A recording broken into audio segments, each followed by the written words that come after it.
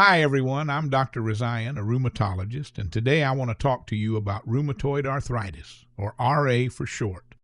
Whether you've just been diagnosed or you're trying to learn more for a friend or family member, this video will help you understand what RA is, why it happens, and how we treat it. Rheumatoid arthritis is considered a new age disease. You won't find evidence of it more than 300 years ago. That's very different from ankylosing spondylitis, another type of arthritis that dates back thousands of years. In fact, one of the Egyptian pharaohs had X-rays taken of his mummified remains that showed fusion of the spine, strong evidence he had spondylitis. RA, on the other hand, is a condition that's only been seen in recent centuries, and we've seen it increasing over time. RA is a chronic autoimmune disease. This means your immune system, which normally protects you from infections, starts attacking your own body by mistake. In rheumatoid arthritis, the immune system targets the joints, especially the small joints in the hands, wrists, and feet. This causes inflammation, which leads to joint pain, swelling, stiffness, and over time, joint damage. RA is different from osteoarthritis, which comes from aging or wear and tear. Rheumatoid arthritis is driven by immune dysfunction, not from overuse or injury. We don't know exactly what causes rheumatoid arthritis. We believe it's a combination of factors, including genetics, environmental triggers, and how the immune system responds. Some people have genes that increase their risk, and certain exposures, like smoking or infections, can trigger the disease. It's more common in women than men.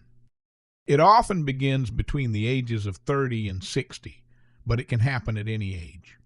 The most common symptoms of RA include joint pain, especially in the hands, wrists, and knees, morning stiffness that lasts more than 30 minutes, swelling and warmth around affected joints, fatigue or feeling tired all the time, occasional low-grade fever.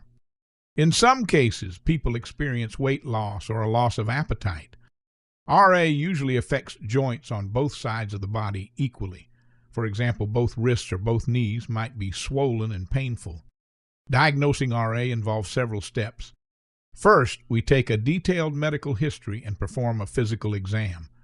Then we order blood tests like rheumatoid factor, anti-CCP antibodies, ESR, and CRP. These can show signs of inflammation or help confirm the diagnosis. We also use imaging like X-rays, ultrasound, or MRI to look for joint damage or swelling. There's no single test that confirms RA, so diagnosis relies on combining all of these pieces together. RA doesn't just affect the joints. It's a systemic disease, which means it can involve other parts of the body too.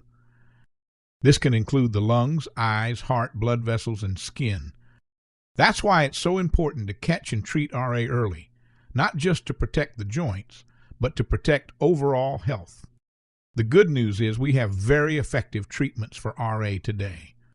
Our goal is to control inflammation, relieve symptoms, and prevent joint damage. We use DMARDs or disease-modifying antirheumatic drugs such as methotrexate. We also use biologics and targeted therapies that block specific parts of the immune system. Steroids and NSAIDs can be helpful for short-term relief of pain and swelling. The earlier we start treatment, the better the outcomes.